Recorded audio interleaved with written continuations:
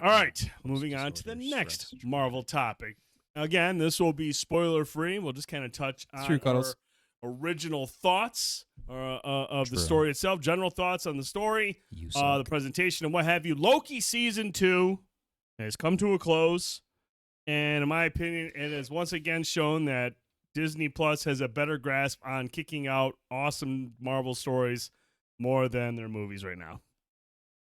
Like, I think Disney Plus is a place for better, well thought out, well written stories for Marvel characters than they're actually than the MCU movie division. I thought this episode was great. Or this whole series was great. Especially, no, take that back. It finishes really, really good. Yeah. The first 3 episodes, I don't want to even say like a slow burn. It was just kind of like moving along and just kind of like there. You didn't really know. It was kind of the same issue we have with a lot of the movies right now. Didn't know where the fuck it was going. Yeah. Didn't have any like clear idea of what this season was. And I wouldn't say it was what would IGN give the first couple episodes a 5. I don't know. I didn't think it was that. I didn't think it was that bad. But it was just kind of like meandering along, and I was like, okay. Episodes 4 through 6, this show reminded me of what the MCU is capable of when it comes to and why we love it. Yeah, why we love the first season. Too high. Whoa. 5 was too high. I mean, like I said, man, I understand why people weren't really enamored with the first 3 episodes. I get it. I'm not saying you're wrong. I'm not saying a 5 is too low or too high. I just understand why people weren't fucking high on it. I thought it was just okay. But once he hit 4, I was just like, okay, here we go. Buckle up. And then 5 is fucking strong. And 6 is fucking incredible. It's just like, well done.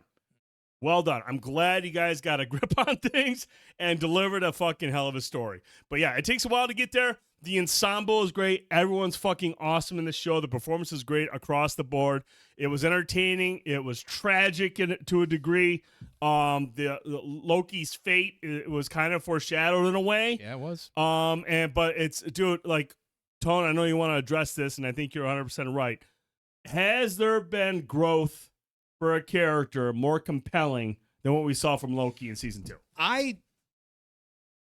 Point blank, for the life of me, I can't think of a character who has been so on both ends of the spectrum to grow like this in the MCU just generally. I don't know that there was. Like, it's so wild that for one, of course, he's a variant, which makes it interesting too when you want to start noodling your head about that. Right. But like the fact that he went from literally handcuffed in a movie with the Tesseract, to here and now at the end to be where he ended up at the end. It's crazy shit. It's fucking mind-boggling, and like it's a testament to really good writing for one. 2, Tom Hiddleston just being absolutely phenomenal, and he's so good at anything he does. But like just living and breathing this character, because even if you go back to his moments, even in like like Thor, what's the second one that nobody likes? Thor, Dark World. Thor. Like even his character in that one is great. Ragnarok, he's great. Like he's always just so good, and you see glimpses of him in Ragnarok trying to turn a corner or be better. Because I feel like the guilt that Thor puts on him starts to eat away at him. He's lost his mom. I mean, he's dealt with, just like Thor, and dealt with it differently, a lot of trauma with the way what happened to Asgard, his family, and everything, etc. But when you start getting him in this series, it kind of like grinds all that stuff down and brings him to just like a raw, like it's almost to the point where you forget he's a god. And I think we do at a lot of points. You forget that he's supposed to be technically bigger than everything, right? And in this show, he's just a normal guy for the most part. And Mobius even says that to Loki too. In that episode, he's like, "Sometimes I forget that you're one of them." Right? And it's like, you're right. When they're looking at the pillars, and that's pretty. That's not easy to do from a storytelling sense. No, it's not. And then again, when you get to that finale and you start realizing what's going on and the decisions that are being made, and you're going like, "Holy shit!" And then you get some of the visuals you get, and just everything really for this character. Not only, I mean, it's ironic because we're talking about the sacred timeline. It really comes full circle for him. It does. And that like, I can't think of, I mean, a lot of, like, I'm racking through my head as I'm talking, like, I guess in a way Tony Stark kind of had that, but we didn't really get to fully see that. No. Sure. He pounded some metal in a cave and escaped because he's a smart guy. He had to go through all this crazy mental trauma and this, that, back and forth to get where he ended. And that's something else. That's good storytelling. I'm here for it. Yeah, Loki's for sure been well established, and I mean, even though it is a variant, I mean, his intentions are the same. He's pretty much the Loki that Thanos killed. Mm-hmm. I mean, in terms of growth, obviously he didn't like actually live through those experiences, but I mean, he's practically the same guy. Like I would think so, at least in learning like valuable lessons and like being good and stuff. Yeah, I like the series. No, I thought, like, Antonio, you mentioned, like how Hiddleston like took this character. Like a lot of people give a lot of credit to Robert Downey Jr. for making Iron Man his own, Tony Stark his own, and Chris Evans as Captain America. One of the pillars. Dude, Tom Hiddleston has been around for a lot. Yeah. He's been through a lot as his character, and he's done a great job at conveying that arc. I mean, you got to have somebody with the bravado to take a character from villain to what he becomes at the end, and it's just like, dude, that's fucking, it's wild. And I think Tom Hiddleston deserves to be in that conversation for people who really embrace their character and just didn't show up to like be, in a Marvel movie, to play a hero. I'm not saying like anyone's phoning it in. I mean, we will talk about one in a little bit, but like I just feel like Tom Hiddleston is one of those pillars that sometimes gets overlooked because he's not an Iron Man. He's not a Cap. He's not a Thor. He's not even a Thanos. That is like top tier comic book character casting. Like he has the look. He's got the attitude. He's got the swagger. Even like the facial expressions, like that big ass like grin that he has. It's like it's perfect looking at it. Yeah, and I think the last couple things I'll say about not really just his character, but even partly about the series. The series is like, it's interesting that the way it like is woven in and helped kick off where we're at in the MCU. This is a big reason for it. Not actually technically the main reason for it, because of Sylvie stabbing, He Who Remains. To find a struggle within this already complex struggle that's dealing with multiple branches. The TVA kind of lives outside of that as well too.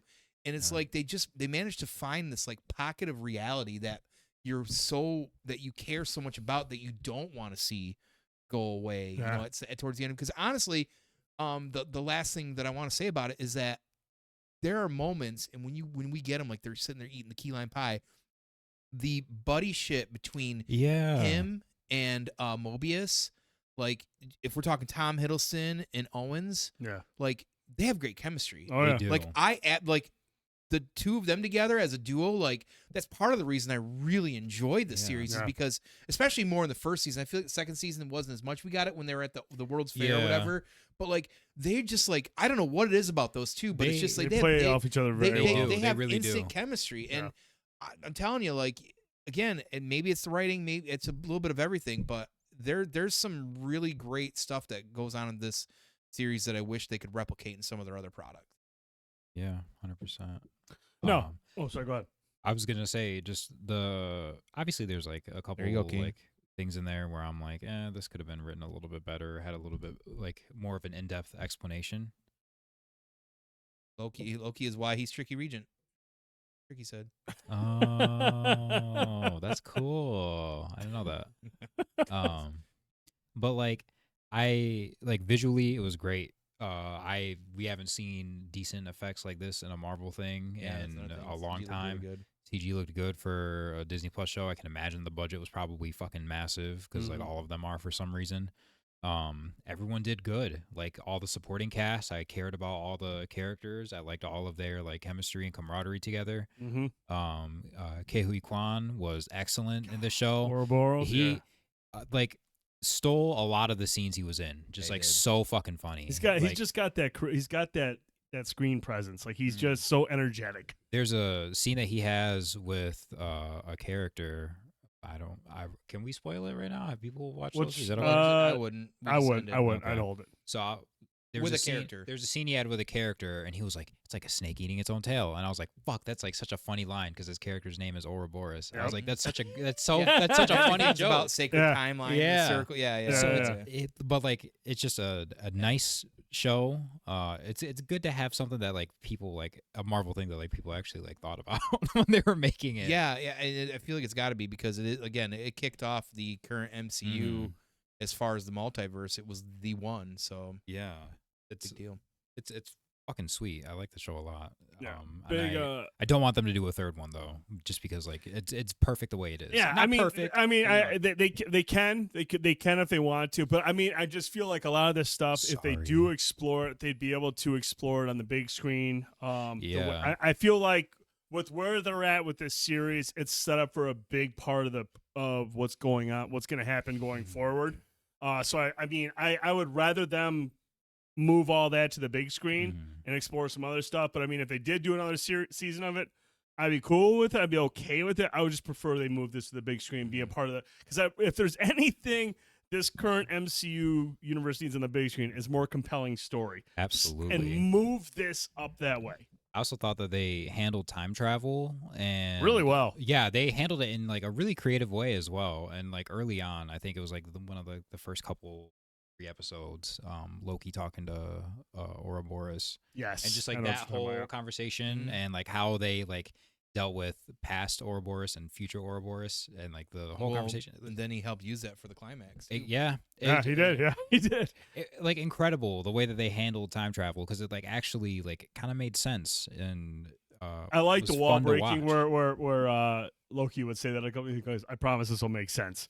He would keep saying that to the character, looking into the camera. He's like, I promise this will make sense. And I'm like, all right, man, I get it. I hope it does. And they do. They really do a great job of explaining things so you're not kind of like stuck there going, where the fuck are we at and who's what? Right. So it was a really well done show, a great story, great performances. And again, Loki has become a character that I think a lot of people can just look at and be like, man, this is what the MCU used to do really well. Mm-hmm. This is how you grow a character. This is how you grow a character and you know, take a story and really make it compelling and really make it interesting and have a beginning, a middle, and an end, an idea where you're going at some point. You know, like I said, episode 4 really just starts to take off. I feel like that's where the show kind of finds itself, and you kind of get that sense of urgency that typically is missing from an MCU movie or something. Like the stakes are finally high. And you're like, okay, cool. Now we're getting into the scary shit. And it was just really well done. It was an entertaining show, and I really hope that they find a way to take that, look at that blueprint, and apply it towards the movies going forward. Fingers crossed. Didn't finish the show yet, but hopefully Loki fixes the timeline and fixes all the shit Marvel's done the last 2 or 3. Very fourth wall breaking. Yeah, I don't know if there's enough power they have to do Hey, he's a god, damn it. He can do whatever he wants. He might be able to fix it. For those who don't know, regent is a person appointed to administer a country because the monarch is a minor or is an absent or incapacitated attribute to that equals Loki. My cat's name is Loki. Pretty dope, man. Trick knows what's going on. I do know what a regent is because I play a lot of RPG games because I'm a nerd. But we want to get your thoughts. If you watched Loki Season 2, let us know in the comments. If you're watching on YouTube or if you're listening on Spotify or iTunes, let us know what you think of Loki Season 2. What do you think it means for the MCU going forward? What do you think it means for the characters going forward? Let us know. We want to hear